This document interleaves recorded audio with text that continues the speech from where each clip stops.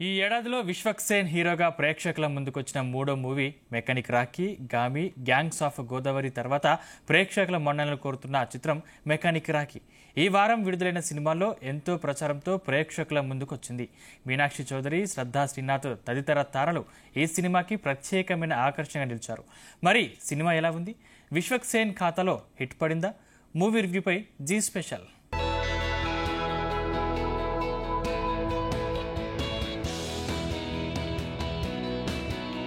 నగుమొమ్ము Rakesh alias Rocky BTech మధ్యలోనే ఆపేసిన ఓ యువకుడు తండ్రి రామకృష్ణ నడుపుతున్న గ్యారేజ్లో మెకానిక్గా సెటిల్ అయిపోతాడు.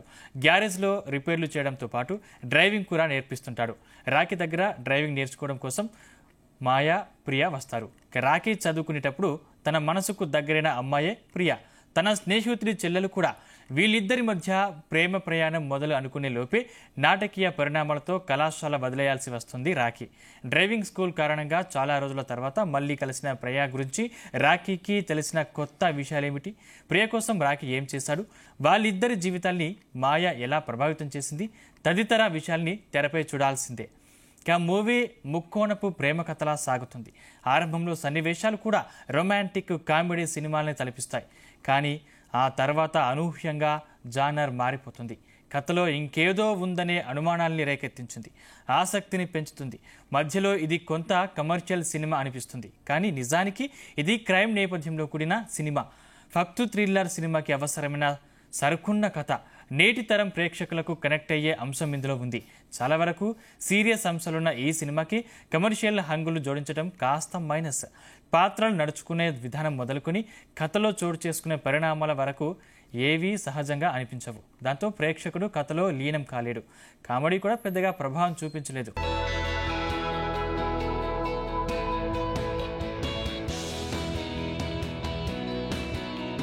విశ్వక్ సేన్ ఓల్డ్ గెటప్లో కనిపించి చేసిన హంగామా కాస్త అలరిస్తుంది. ఇక సెకండ్ హాఫ్ ఈ మూవీకి మెయిన్. అనుకోని ట్విస్టులు ఈ మూవీని పీక్స్కు తీసుకెళ్తాయి. ప్రతి పాత్ర కూడా ఓ కొత్త మలుపుకు దారితీస్తాయి. అప్పటిదాకా సాగిన మూవీకి బలం చేకూరుతుంది. ప్రథమార్థంలో ప్రేక్షకుడి నిట్టూర్పులకి ద్వితీయార్థం జోష్నిస్తుంది. మధ్యతరగతి ఆశ అవసరాలని అవసరాగా చేసుకుని కొంతమంది చేసే మోసాల నేపథ్యాన్ని ఇందులో సృష్టించారు. కథనంతో కట్టిపడేయాలనే ప్రయత్నం ఎక్కువగా కనిపిస్తుంది. అయితే భావోద్వేగ కోణాల్ని దర్శకుడు మరింత బలంగా చూపించుంటే బాగుండేది. కొన్ని మలుపులు మాత్రం థ్రిల్ని పంచుతాయి. ఈ మూవీలో ఎవరెలా చేస్తారంటే విశ్వక్ సేన్ ఇదివరకిలాగే తనకు అలవాటైన పాత్రలో కనిపించారు. హుషారైన నటనతో పాత్రలో ఒదిగిపోయారు. కథానాయికలు మీనాక్షి చౌదరి, శ్రద్ధా శ్రీనాథ్లకు బలమైన పాత్రలు దక్కాయి. ఇద్దరూ అందంగా కనిపించారు. వాళ్ళ పాత్రల్లో నటనకు ప్రాధాన్యం ఉంది. ముఖ్యంగా శ్రద్ధా శ్రీనాథ్ పాత్ర ప్రేక్షకులకు ఓ ఆశ్చర్యం.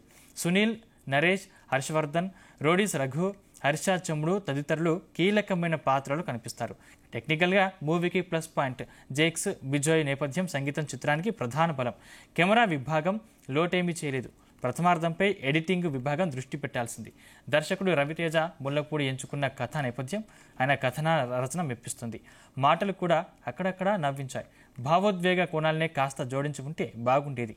నిర్మాణం ఉన్నతంగా ఉంది.